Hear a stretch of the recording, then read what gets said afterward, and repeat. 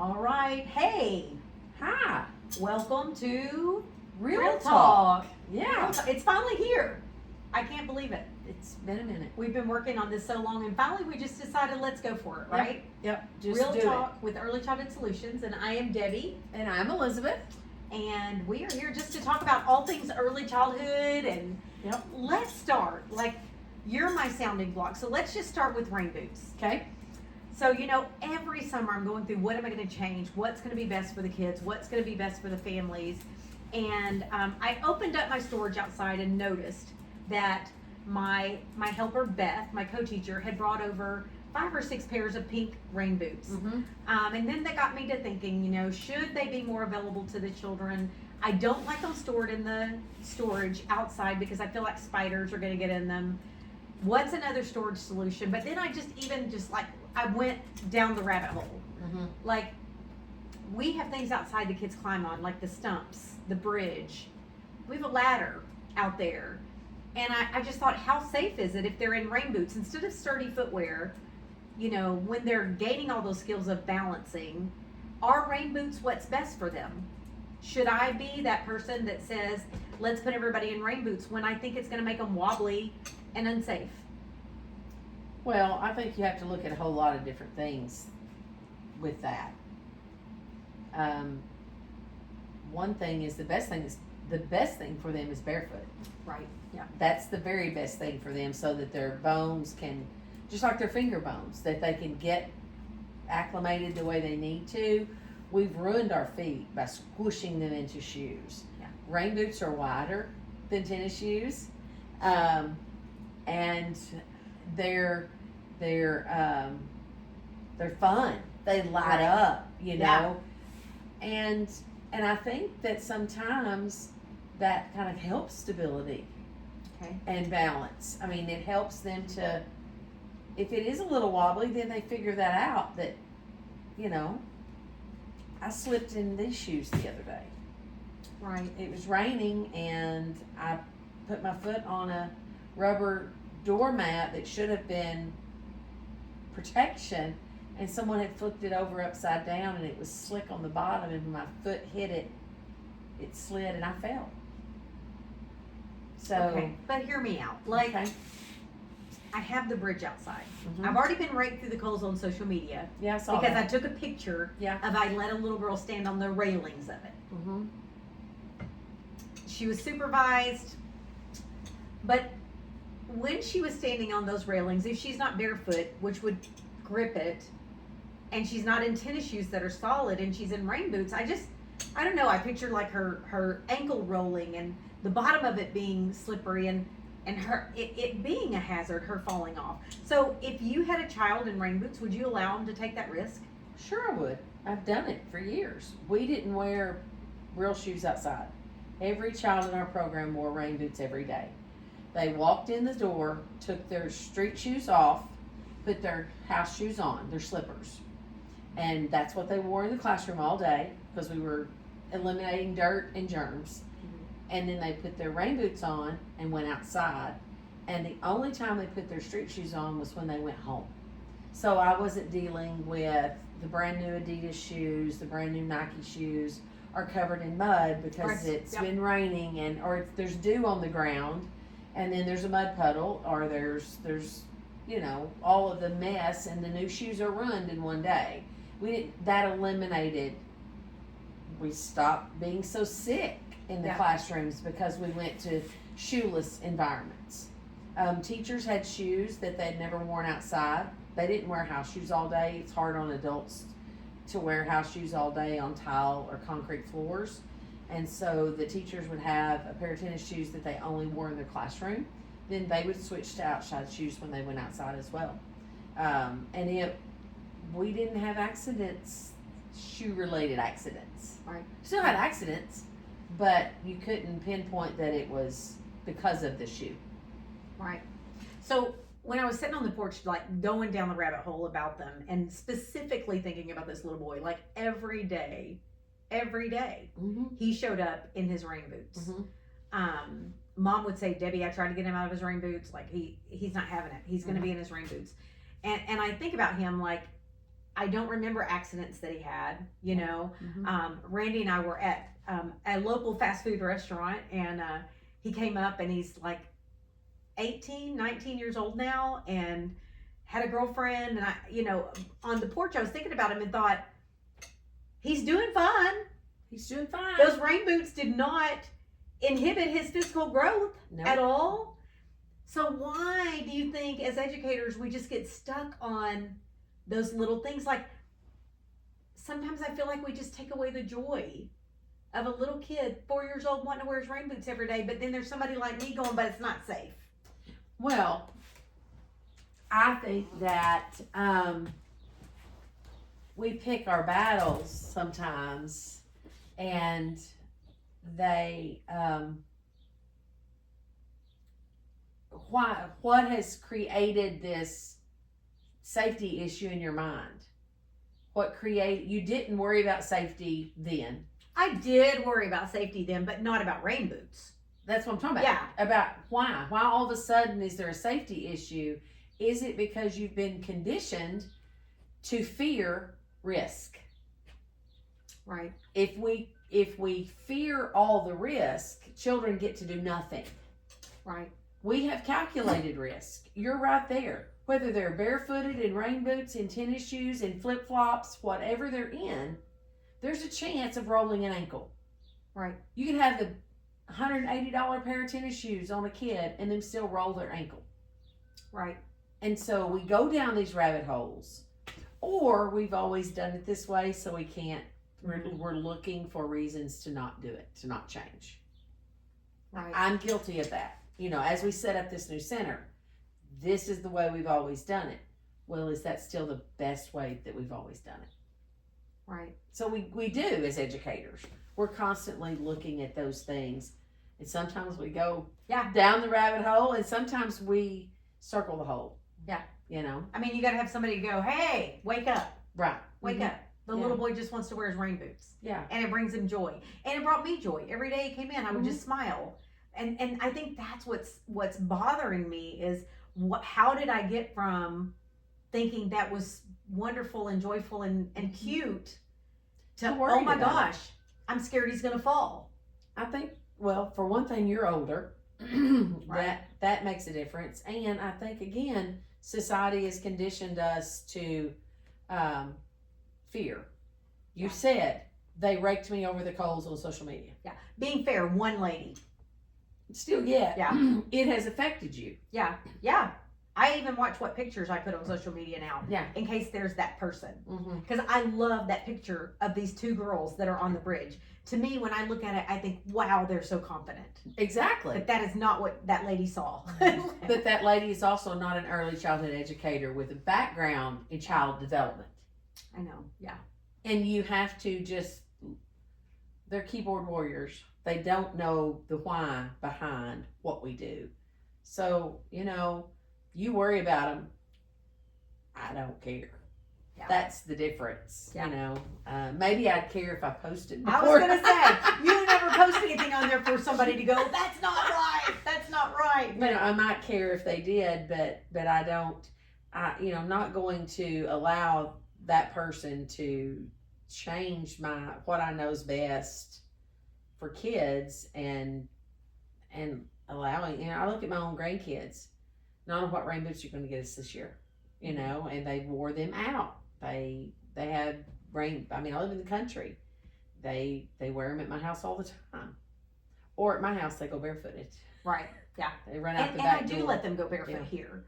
I don't know why. I don't know why this one got me. I don't know why this one got me, because when I tour new parents, I say every year I've become a little bit more, and I want to use the word hippified. Mm-hmm. Like every year, like 10 years ago, I would not have let them take their shoes off. You know what I mean? Right. I mean, so there's so many things that I've gotten back to the basics on, and I'm not sure why I got stuck on this one. I don't know. Well, we just sometimes get in our heads and we can't get out of it. Yeah. So you're saying let them wear the rain boots. Let them wear the rain boots. What if you're going to go, like we take so many spontaneous walks? Let's go. They're in the rain boots. What about when you cross the street? You need them to like chop, chop, chop. You know what I mean? Like, Why can't they chop in their rain boots? I don't know. Why am I stuck on footwear? I think you need to just. I'm just in my head too much. You I are, guess. absolutely. I do tell parents like I let them know if we have a planned walking field trip, not to wear flip flops, because I don't want somebody losing a flip flop halfway across the street. But Correct. You know, well, our liability insurance wouldn't let my teachers or anybody wear flip flops. Really. Because their toes they do so many claims on feet hurt because of flip flops. That's interesting. And you want to talk about a shoe that's bad for your feet? A flip flop. A flip flop. Yeah. Yep. Wow. For Well, when I put that story out there on social media, the little guy's mom knew exactly who I was talking about, and she's like, "This made me cry this morning," and it touched my heart because it's important for us to look back and reflect and remember. That's how we come to good decisions, how we come to better decisions, right? Is by assessing what we've done in the past. That's it. Looking at research and the reasons for it and not going down a rabbit hole so much. But also having people like you to bounce it off of. Like, why am I struggling with rain boots? And you're able to say, well, let's talk about it. Let's unpack it. Yeah, I mean, and I think that's how we grow, is being able to unpack it, look at the research. Research says let them go barefooted. I mean, now, what's the biggest selling shoe right now? Barefoot shoes. Barefoot shoes, yeah. Yeah, I mean, that's what people are hiking in and all kinds of things, because it doesn't squish your feet. I mean, women have terrible bunions from wearing heels and pointy-toed shoes and all of that for so many years, because we want cute instead of functional. Yeah. And I wore heels every day for years and years and years, and I'll pay for that the rest of my life. They were cute, they were safe, but they damaged my feet. And so why not let them wear rain boots? They're wider. Their feet can spread out. They can get that balance that they need. And I don't know. I'm all for them. I'm all for rain boots and slippers inside, and not having to deal with the whole expensive shoe fiasco. Elizabeth, that reminds me. Do you remember when we bought rain boots? I do. What state were we in? We were in Texas. And it was supposed to rain. No. We were not in Texas. We were headed to Alabama. We and stopped. It was supposed to rain. Yes. And we did not have. We had nothing. I think we both bought 2 pair each, though. We did. And they were so cute. Yeah. I still have my Sperry's that I bought that day. I think I may still have mine. I love them. I wore them out. Literally. Mine were polka dotted, I think. Yes, they were. Yeah. Mine were red. Mine was deck shoes. My legs were too big for the high Pull top. them up. Yeah. So I got the Sperry deck boots, and I wear them all the time. I've bought my second pair. And they bring you joy. They do bring me joy. Just like this little boy's rain boots brought him joy. Yeah. I could stomp a puddle if I wanted to. If I'm in my new tennis shoes, my mama's going to be mad if I stomp I think the a next puddle. time we have a puddle outside, I'm going to need you to come stomp it. I would love to do that. I think I'm going to have you come stomp it. Well, anything else about rain boots? Did I miss anything? Well, no, I think something else that we have to think about is where you're going to put them. I did just go ahead and order a rain boot tree. And you and I have been talking about that back and forth because I don't have really room to store inside, but I also don't want insects outside. But also I don't want to bring mud-covered shoes inside every day. So here's what I thought. Hear me out. Have the boots on the tree. The children put them on. We go outside, they play in the mud. Don't laugh at me. We go outside, they play in the mud. Then they take them off and put them on the tree. Then we spray them off, let them dry, and bring them in. They're ready for the next time. Okay. Think that would work? Like, most people don't clean them between each session. It depends. It depends on. I mean, you could have a bucket of water there where they stomp in the bucket of water to clean them off. Oh, that's a great idea. Yeah. So then I'm not having to spray them. Then you're not spraying them, Okay. and you're coming inside in them and getting their other shoes. Because, you gotta think, like, if it's so cold outside, I don't want them taking the shoes off outside. Right. You know what I mean? I mean, right there at your, I'd have probably got a bucket and just put them all in the bucket and grab your shoes out and, your other shoes are in your cubby, and you put these So like on. a Rubbermaid bucket and put all those shoes in it at one time? Mm-hmm. We've done that in the past. And then you get your shoes out, then what are you doing? You're having to match, you're having to Right. find left and right. It can be educational as well. Yeah. I mean, you can use any scenario to teach. For sure, yeah. So There probably would be people that would say, you know, I think kids need to have shoes on so they learn how to tie their shoes before they go to kindergarten. it's not my job to teach them how to do that. It's my job to get them ready for life. And if that comes along in the time that I have them, we'll learn how to tie our shoes.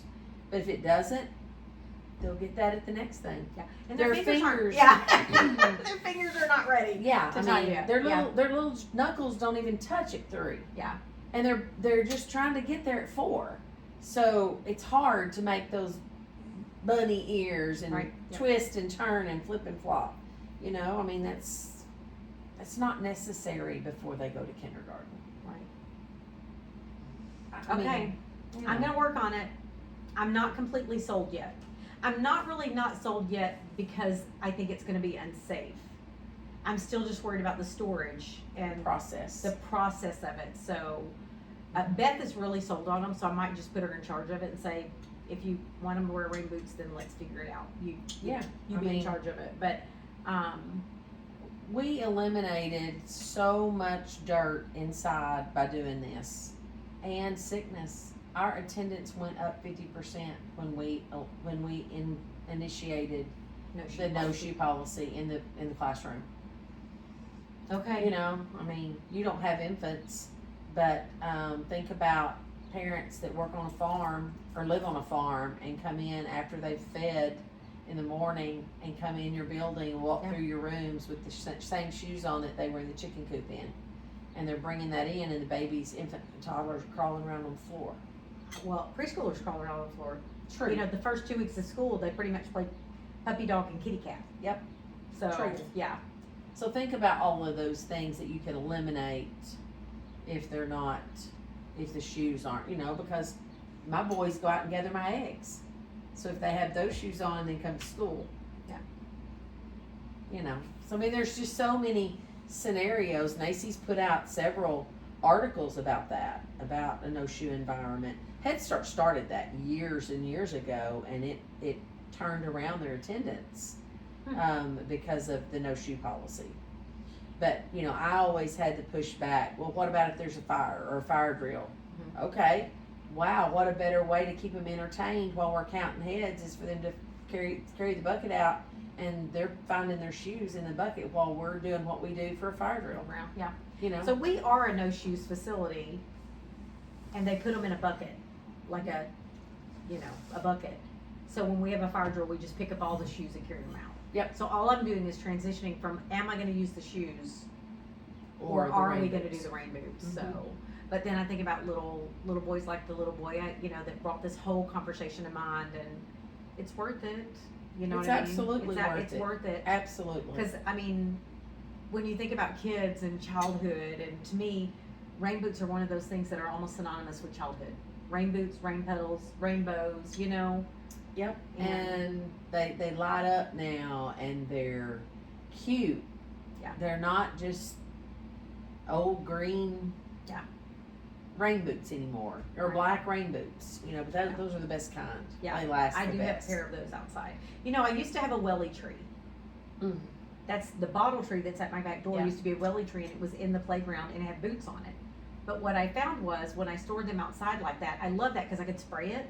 When I stored them outside like that, the sun rotted Ruined on them, them, and yes. they started falling apart. So Yeah, they disintegrate. I've too had a much. long rain boot journey. Like what? Well, I mean, it goes with your rain suits. Yeah, You need you're right. your rain boots with your rain suits, and you know, that's just a part of the day. Our friend in Nebraska that puts those little suits on her babies every day before they go outside. You know, their little hats. Yeah. That's just a part of their uniform that they do every day. All right.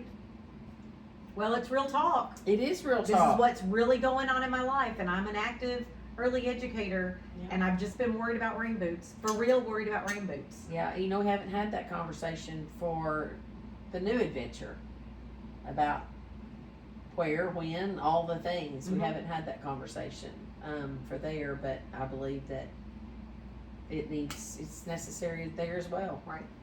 Because We had a big dirt pit there. we got a We big, had a big dirt pit and we got big funnels. for water. I bought, no, for the dirt pit. Oh, for the dirt pit. I bought big funnels. They're this big, and then the holes like this big where they can feel and it come out for the dirt pit. Oh, so people that are listening to us may not know what our adventure is. So We are the consultants that are setting up and standing up, doing all the things to get it ready for Firefly and Fort Smith. which And will serve our service-connected families, our military families, and hopefully soon they'll be able to serve our fire, police, and EMS as well. That's awesome. And this is one of 5, so This one was a lot of work. a lot of work. A lot of work. How long have we been working on that? When did we actually get the keys to the building? February. So since February, Mhm. we've been working on 9 classrooms, sourcing them, Everything. everything.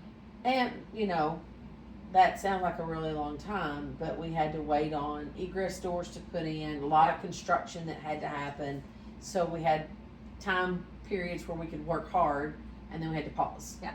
And they just laid the sod on the playground and got it done, so that process is done now, and now we can order horse mats for our track path and get that in, and here we go. You know what we don't have there?